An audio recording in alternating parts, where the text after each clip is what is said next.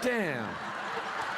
It was a naughty year for us, and that was deliberate also. Partially because, yes, they're getting older, partially because her relationship with Angel was all about romance, and her relationship with Spike was not. And there are two very different, passionate, intense kind of relationships, and we had done the one and wanted to do the other. And as you get older, you can get into relationships that are truly unhealthy. And but at the same time, there's also the fact that we had played metaphor for 5 years, and we ran out of ideas. We weren't gonna say it. Marti got hurt. So we all got drunk, Marti got pregnant, and there are more ideas now.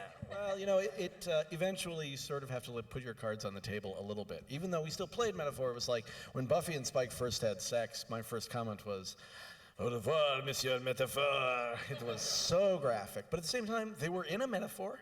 They were in a falling down house, which was very, very clearly, what Buffy's life was, what was happening in her life then. It was just, she was losing herself. So, on the one hand, and the same thing with Willow and Tara for a long time. When we started, it was a metaphor. It was spells, it was magic, and then we wanted to come out and say, okay, eventually we're just being too coy about this. We're losing the reality of it if we don't just say it. And they became girlfriends truly and became physical with each other. At the same time, we still could play the metaphor. We could play it about magic. But there is a point at which you sort of, part of the process of doing a show for 6 years and part of the process of growing up means you say goodbye to some of these more essential metaphors. You lose some of them in a period of your life when you're growing up. Life suddenly isn't this great battle. It's this tiny, mundane, very real thing.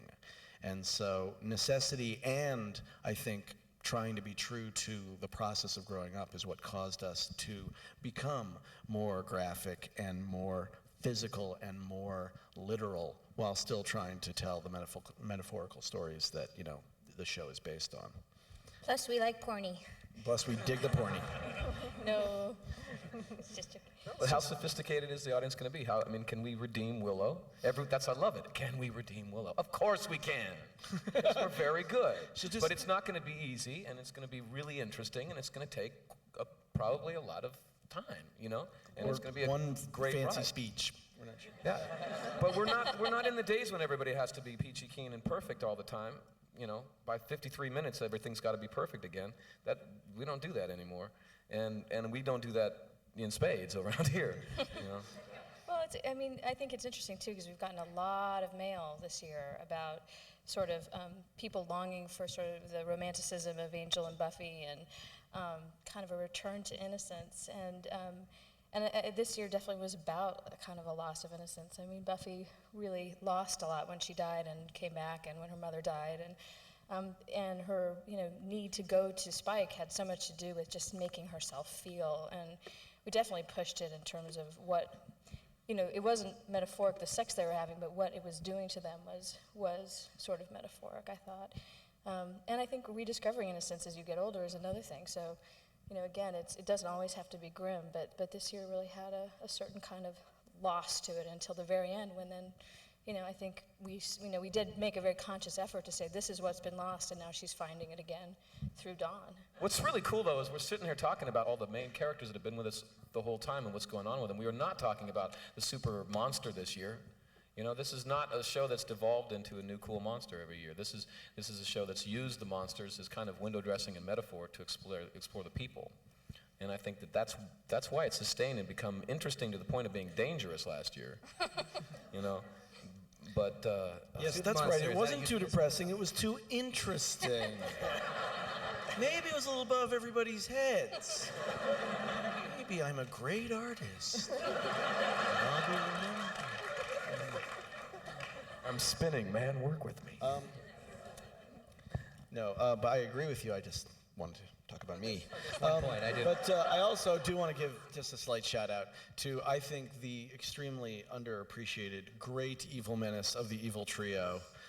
I think they're the best villains we've ever had. They're so awesome.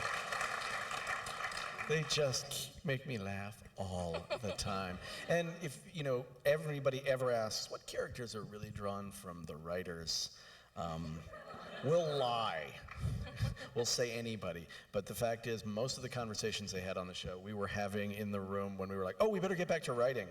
So what can the villains talk about? So they have a special place for us writers. Speaking of the evil guys, and then Warren dies this horrible, excruciating death at the end. I mean, will there be consequences for Willow for killing a human? No, I don't think we need to address it. Nah. That would seem depressing and weird. We're trying to be light. Hey, I saved the world. Yeah. I saved the world. Go Carpenter. You'll just see Willow drawing with a yellow crayon. That's it. Willow draws a yellow Dawn crayon and I steals saved the it. world. There are consequences for everything. Again, not to the point where she'll spend all year going, I wish I was dead, why? What do you mean they're watching Gilmore what? But yeah, we'll definitely deal with it. We don't let people get away with things unless there's a reason. Tony got away with it last year, the year before rather. That's right. He killed a person. That's right. And nobody ever found out. But he's in jail now. That's where he went. No, I didn't mean on TV. I meant in Oh, in real life. It wasn't real, I swear. I'm in jail. What if... That was funny, by the way. Will he be back? I'm actually hoping that we'll get to see a good deal more of Tony this year than last year.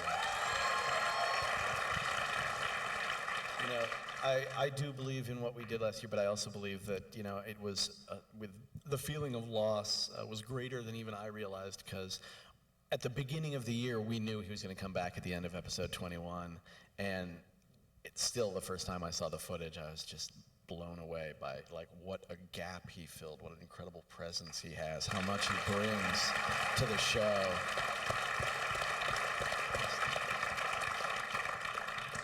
Does he have is there a show on the BBC with...